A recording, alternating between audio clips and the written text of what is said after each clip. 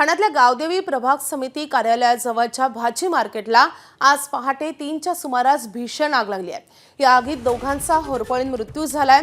आग विझवण्यासाठी गेलेले अग्निशमन दलाचा एक जवान आणि रात्रपाळी करणारे महानगरपालिकेचे सुरक्षा रक्षक या दोघांचा आगीमुळे मृत्यू झाल्याची प्राथमिक माहिती मिळते आहे।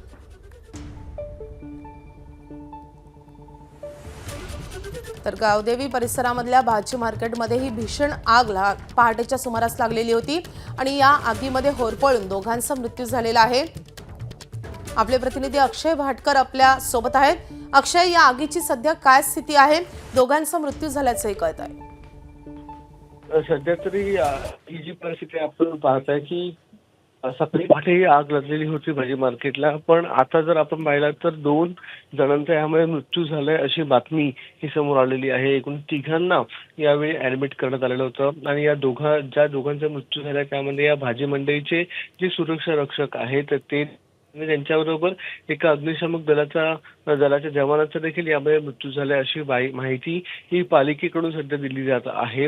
या दोघांचा मृत्यू झाला आणि अजून एकावर उपचार सध्या सुरू आहेत। मात्र या संपूर्ण आगीवर आता नियंत्रण आणलेलं आहे आणि ही आग जी आहे ती पूर्णतः आटोक्यात आहे असं देखील पालिकेकडून सांगण्यात आलेलं आहे।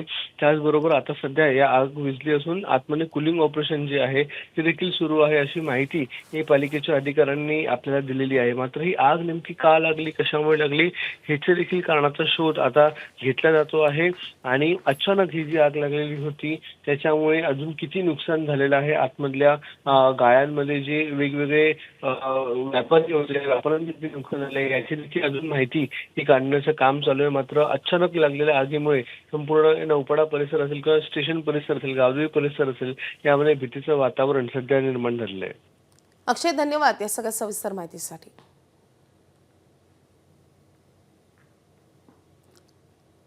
तर गावदेवी परिसरातल्या भाजी मार्केटला ही भीषण अशी आग लागलेली होती आणि हे आग विझवताना अग्निशमन दलाचे एक कर्मचारी आणि त्यासोबतच आतमध्ये अडकलेला सुरक्षा रक्षक या दोघांचाही या आगीमध्ये होरपळून मृत्यू झाल्याचं समोर येत आहे। आणखी एका व्यक्तीला उपचारासाठी रुग्णालयात दाखल करण्यात आलं आहे। एबीपी माझा, उघडा डोळे बघा नीट।